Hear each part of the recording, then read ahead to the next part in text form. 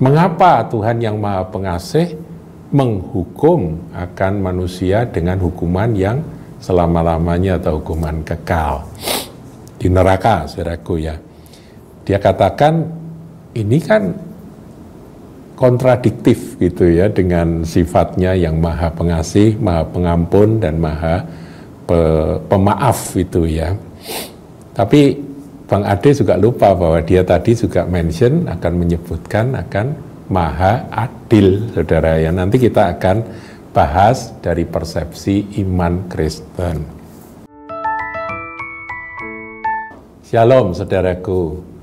Saudara, kali ini kita akan membahas dan memberikan akan komentar dan juga bagaimana kita menjelaskan akan apa yang kita nanti akan dengar sama-sama ini secara persepsi iman Kristen.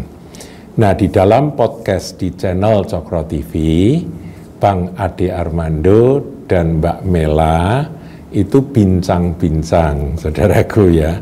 Dan kali ini ya menyangkut tentang hal-hal yang menjadi kontradiksi di dalam sifat Tuhan. Ya. Nah, kalau nanti saudara dengarkan, nanti saudara akan tahu apa yang dimaksud. Dalam hal ini, sifat-sifat yang ada di dalam kitab suci, sifat Tuhan yang ada di dalam kitab suci, tentunya yaitu kitab suci Al-Quran. Nah, kita akan dengarkan potongan dari pembicaraan dalam podcast tersebut. Mempertanyakan agama atau bahkan tidak percaya pada agama. Persis yang Anda bilang, di satu sisi, Tuhan itu adalah sebuah ya Tuhan yang maha suci ya, dan maha besar dan maha pemaaf, maha adil ya. Tapi kemudian ada konsep neraka, dan neraka itu dikatakan, nah saya nggak tahu nih apakah ini ada di dalam Al-Quran atau tafsiran terhadap neraka yang ada dalam Al-Quran. Orang yang ditemukan di dalam neraka itu bisa dihukum sepanjang masa. Neraka itu kekal ya. Neraka itu kekal kan? Sehingga orang mengatakan, lah katanya Tuhan itu maha pengasih. Kenapa dia bisa-bisanya, misalnya saya ini adalah seorang penjahat nih, saya Hitler lah ya. Terus saya ditaruh di neraka, kekal selama-lamanya. Itu adalah contoh tentang betapa tidak konsisten nih, atau betapa kontradiktifnya Al-Quran. Iya, tapi kalau misalnya Hitler sebelum mati dia masuk Islam gitu jadi mualaf, dia jadi bersih lagi kayak bayi, nanti masuk surga. Gitu sistemnya Bang Ade ketawa coba.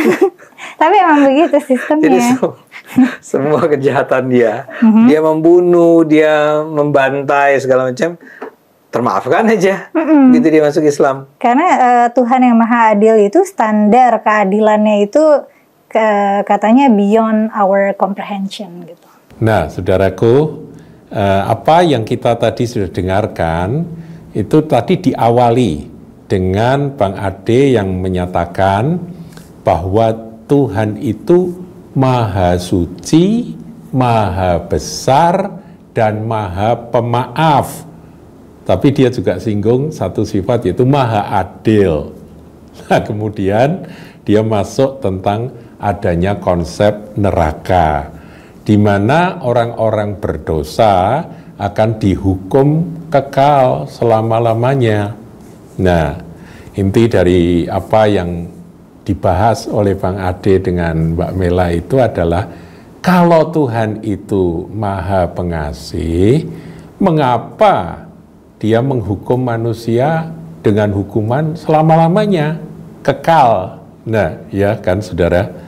Nah, ini dipertanyakan oleh Bang Ade Armando. Kemudian Bang Ade bahkan mengambil contoh, kalau saya misalnya seperti Hitler, ya, dia Adolf Hitler, saudaraku, seorang penguasa kejam di Perang Dunia Kedua. Nah, Hitler itu kan masuk ke dalam neraka kekal selama-lamanya. Bukankah hal itu bertentangan dengan sifat atau karakter Tuhan yang Maha Pengasih? Mengapa Tuhan yang Maha Pengasih menghukum akan manusia dengan hukuman yang selama-lamanya atau hukuman kekal di neraka, saudaraku ya. Dia katakan ini kan kontradiktif gitu ya dengan sifatnya yang maha pengasih, maha pengampun, dan maha pemaaf itu ya. Tapi Bang Ade juga lupa bahwa dia tadi juga mention akan menyebutkan akan maha adil, saudara ya. Nanti kita akan bahas dari persepsi iman Kristen. Kemudian Kumaila menyelah dalam komentar Kumaila ini menarik, saudara. Dikatakan kalau Hitler itu sebelum mati masuk Islam jadi mu'alaf, dia akan jadi bersih, dia akan disucikan kayak bayi dan nanti masuk surga. Begitu sistemnya, kata Kumaila, dan Bang Ade menanggapi dengan tertawa, saudara ya. Nah, Kumaila juga bilang ini Bang Ade tertawa ini. Saya nggak ngerti dalam tertawanya Bang Ade itu mungkin, saudara, ada sebuah pertanyaan. Kok enak begitu ya membantai orang, membunuh orang begitu kejam, anak-anak, perempuan, bukan dalam peperangan tetapi mereka yang tidak berdaya dikumpulkan dan dibantai. Orang seperti itu kok hanya dengan masuk suatu agama kemudian dia bisa masuk surga. Itu mungkin ya, mungkin ketawanya Bang Ade itu mewakili sebuah kalimat kok enak banget begitu ya, kok enak begitu. Nah, kemudian Mbak Mela menjelaskan lebih lanjut bahwa standar keadilan Tuhan itu memang beyond our comprehension, artinya melampaui akan pemahaman kita. Ya, kita bahas sampai di situ aja dulu, saudaraku ya. Nah, sekarang bagaimana tadi sudah saya janjikan persepsi Kristen mengenai apa yang dibahas itu. Yang pertama, saudaraku, apa yang disebut oleh Bang Ade kontradiksi. Kalau di dalam Alkitab, dalam kekristenan, memang dua sifat dari Allah Bapa kita itu memang seperti itu.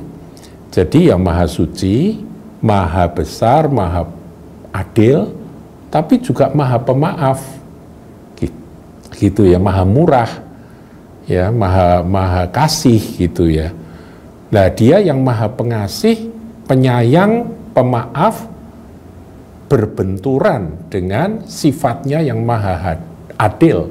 Saudaraku, keadilan itu kan menuntut akan hukuman bagi mereka yang berdosa dan reward bagi mereka yang taat gitu ya. Jadi itu adil ya, saudara ya, adil ya.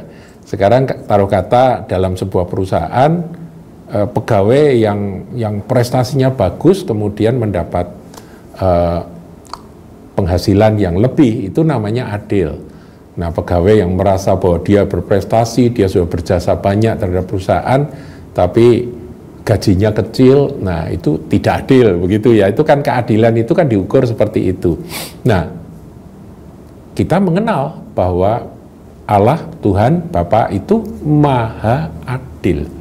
Nah, saudaraku, bagaimana dengan iman Kristen? Kita tidak membahas tentang iman dari agama lain, saudaraku, yang dibahas oleh Bang Ade dan Mbak Mela ini. Kita tidak membahas ke sana karena memang beda persepsi. Tapi sekarang, saudaraku, kita melihat bagaimana kata firman Tuhan, kata Alkitab. Kita orang berdosa, bahkan menurut saya dosa besar, dosa kecil itu sebetulnya sama ya di mata Tuhan, karena Tuhan Maha Kudus. Maha Kudus artinya Tuhan tidak bisa menerima akan manusia yang berdosa. Dosanya kecil, nggak bisa tetap karena dia Maha Kudus. Apalagi dosa besar gitu ya. Jadi saya mengumpamakan atau mengilustrasikan dosa besar, dosa kecil itu seumpama begini, saudara. Kita melempar batu kecil, kerikil ke sebuah kolam, plung, suaranya nyaris tak terdengar, ya, kecil, percikannya yang diakibatkan oleh jatuhnya batu kerikil itu di kolam itu, di air itu juga nyaris tidak kelihatan, plung gitu ya. Nah, itu gambaran dari dosa kecil, tidak menarik perhatian, orang-orang mengabaikan dan dianggap itu tidak masalah. Beda dengan kalau kita melemparkan suatu batu yang besar sekali, ya batu mungkin 1 kuintal atau 2 kuintal batu yang gede, kita lemparkan ke tengah kolam. Suaranya pasti berdebyur, biurnya itu suaranya sangat keras. Kemudian percikan airnya itu muncrat sampai ke tepian, orang-orang yang ada di tepi danau atau tepi kolam itu semua basah ya. Kemudian melihat, semuanya tertarik untuk melihat suara apa itu ya, suara biur yang sangat keras itu. Itu gambaran dari dosa besar, menarik perhatian. Ya, ada di berita-berita, diceritakan seperti kejahatan, kekejaman, dosanya Hitler gitu, saudaraku. Sampai berapa puluh tahun, 1 abad tetap dibicarakan, dibahas tentang kejahatan dan kekejaman dari pembantaian yang dilakukan oleh Hitler. Tetapi kalau ilustrasi yang tadi saya berikan, akibatnya batu yang kecil itu tenggelam dan jatuh ke dasar dari kolam. Demikian batu besar yang menarik perhatian dan akibatnya juga berbeda dengan batu kecil, itu pun juga tenggelam dan jatuh di dasar. Jadi kita harus pahami, saudaraku, bahwa karena Allah itu Maha Kudus, Dia tidak bisa menerima dosa sekecil apapun. Untuk itu, jalan penyelesaian untuk menyelesaikan dosa itu hanyalah lewat penebusan. Penebusan, sekali lagi penebusan. Maha pengasih, Maha pemaaf, iya. Tetapi Dia juga Maha adil. Nah, Maha adilnya ini, saudaraku, menuntut akan hukuman bagi orang yang berdosa. Persepsi Kristen, saudaraku, satu kata. Ada juru selamat, ada penebus, yaitu Tuhan Yesus Kristus. Jadi orang Kristen itu nggak bisa lepas dari salib Kristus. Karena disitulah Tuhan kita, juru selamat kita, menyelesaikan akan masalah dosa kita, yaitu dengan Dia pasang badan. Ya, firman dengan tegas katakan, saudaraku ya, ini saya tulis di 2 Korintus 5 ayat 21. Nah, saudara coba perhatikan. Dia yang tidak mengenal dosa, Dia di sini Tuhan Yesus yang tidak mengenal dosa, telah dibuatnya menjadi dosa. Jadi dosa kita ditimpakan kepada Yesus. Dibuatnya menjadi dosa karena kita, karena dosa kita ditanggungnya. Supaya di dalam Dia, di dalam Kristus, kita dibenarkan oleh Allah. Barang siapa percaya kepada Yesus, artinya percaya pada penebusan yang Tuhan Yesus lakukan, hutangnya, hutang dosanya itu sudah dibayar, saudaraku. Ini persepsi Kristen. Jadi keadilan Allah dilaksanakan pada Sang Penebus ini. Hutang harus dibayar, saudara. Hutang dosa harus dibayar, dan upah dosa adalah maut, dan maut itu ditanggung oleh Yesus.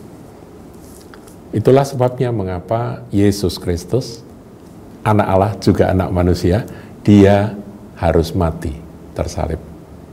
Nah, saudaraku, saya ingin bawa Anda untuk melihat ayat firman. Ini keadilan Allah ada di sini, tetapi juga kasih Allah ada di sini. Bapa ingin manusia diselamatkan. Peraturan hukum Taurat diberikan, manusia tidak mampu memenuhi tuntutan hukum Taurat, karena natir atau sifat alami dari kita yang lahir di dalam dosa ini tidak mampu memenuhi tuntutan hukum Allah. Jadi terus bagaimana? Penebus, yaitu Yesus Kristus Tuhan. Itulah yang menyelesaikan akan masalah dosa ini. Karena kita nggak bisa bayar, saudaraku ya. Jadi Tuhan yang membayar akan hutang kita. Efesus 1 ayat 7.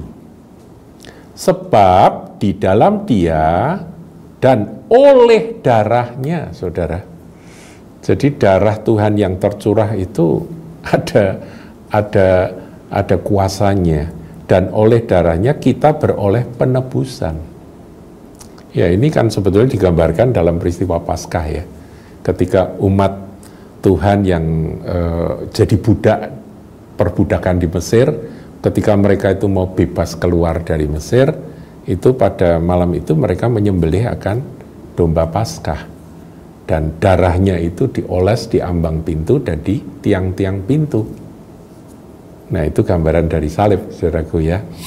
Nah, kemudian yang tidak ada tanda darah ya saudaraku, itu anak sulungnya mati. Anak sulung itu bicara tentang roh dan jiwa kalau di perjanjian baru. Nah, kemudian penggenapan dari domba Paskah yang tersembelih itu ada pada Tuhan Yesus yang disebut sebagai anak domba Allah yang menghapus dosa dunia. Nah, saudaraku, inilah iman Kristen. Jadi kalau tadi Bang Ade tertawa, orang masuk agama diselamatkan, dia tertawa kok enak. Nah, di dalam Kristen, orang menerima Yesus, itu dosanya dihapuskan, diampuni, karena apa? Karena sudah dibayar hutang dosanya. Upah dosa maut, iya, tetapi sudah dibayar oleh darah Yesus. Makanya di dalam ayat firman Tuhan dengan tegas dikatakan kita ini ditebus tak emas tak perak, tapi oleh darah yang kudus, darah yang mulia dari Tuhan Yesus Kristus. Nah, itulah saudaraku ya. Jadi pengertiannya seperti itu. Jadi apa yang dikatakan oleh Mbak Mela tadi, dia bilang bahwa keadilan Tuhan itu beyond our comprehension, melampaui pemahaman kita. Nah, dalam persepsi Kristen memang ada keadilan Tuhan yang diselesaikan melalui hukuman salib yang ditanggung oleh Yesus Kristus Juru Selamat. Itulah iman Kristen, saudara. Nah, kemudian kita lihat juga, sebab di dalam Dia tadi ya, Efesus 1 ayat 7, saya ulangi, sebab di dalam Dia dan oleh darahnya kita beroleh penebusan, yaitu pengampunan dosa. Jadi penebusan itu artinya sama dengan pengampunan dosa menurut kekayaan kasih karunia-Nya. Kolose 1 ayat 14, di dalam Dia kita memiliki penebusan kita, yaitu pengampunan dosa. Saudaraku, oleh kuasa darah Yesus yang tercurah. Oleh sebab itu dalam perjamuan malam sebelum Tuhan disalibkan, Tuhan Yesus mengambil cawan anggur dan mengucap syukur, kemudian berkata, ini ada di Matius 26 ayat 28. Sebab inilah darahku. Ya, dia angkat akan cawan itu berkata, inilah darahku, darah perjanjian yang ditumpahkan bagi banyak orang untuk pengampunan dosa. Jadi keadilan Tuhan sudah terbayar, sudah terlaksana, yaitu melalui penebusan, di mana Tuhan Yesus pasang badan, aku yang menanggung dosa umat manusia yang percaya. Nah, sekarang kembali kepada kita. Anda yang mendengarkan akan tayangan dari video ini, bagaimana dengan Anda? Apakah Anda percaya bahwa kebaikanmu, usahamu itu dapat memuaskan hati Tuhan? Ya, silakan. Tetapi kalau saya merasa dan yakin bahwa saya tidak bisa memuaskan hati Tuhan karena sifat alami saya yang memang berdosa. Dan saya butuh juru selamat, yaitu Tuhan Yesus Kristus. Di atas kayu salib, saudara, ketika Tuhan Yesus menyerahkan nyawanya, dia berkata apa? Yohanes 19 ayat 30. Saya bacakan, saudaraku ya. Sesudah Yesus meminum anggur asam itu, ini di kayu salib detik-detik terakhir, berkatalah ia, sudah selesai. Lalu ia menundukkan kepalanya dan menyerahkan nyawanya. Jadi, sang juru selamat berkata, sudah selesai. Terjemahan lama pakai kata sudah genap, saudaraku. Bahasa Yunaninya adalah tetelestai. Artinya apa? Hutang sudah dilunasi, sudah selesai. Masalah hutang dosa dari umat yang menerima dia, umat yang percaya kepada dia, yang menjadikan dia Tuhan dan Juru Selamat, sudah selesai. Itulah prinsip dari keselamatan di dalam kekristenan, persepsi Injil atau Alkitab. Jadi saudara, nggak salah kata-kata dari Mbak Mela bahwa standar keadilan Tuhan itu beyond our comprehension, melampaui pemahaman kita. Yes, benar, saudara. Nah, ketawanya Bang Ade itu kalau Hitler masuk agama kemudian langsung masuk surga, ya itu memang dia bisa mentertawakan hal itu. Tapi bagi kita iman Kristen, ada harga yang sudah dibayar untuk keselamatan kita, untuk kita bebas dari penghukuman. Ingat saudaraku, dosa besar, dosa kecil sama seperti kerikil dan batu besar. Yang satu menarik perhatian, yang satunya sepertinya senyap. Tetapi sebetulnya hasilnya tetap batu itu akan jatuh ke dasar dari kolam atau danau. Gambaran dari kematian kekal. Mari saudaraku, kita yang mendengar akan kabar baik ini, bahwa Yesus Kristus, Tuhan Juru Selamat, telah mati di kayu salib, ganti saudara dan saya. Dia sudah pasang badan, dia tanggung semua penghukuman yang seharusnya kita terima. Tuhan Yesus memberkati. Jangan lupa like, comment, share, dan subscribe channel GKBK Hal Semarang.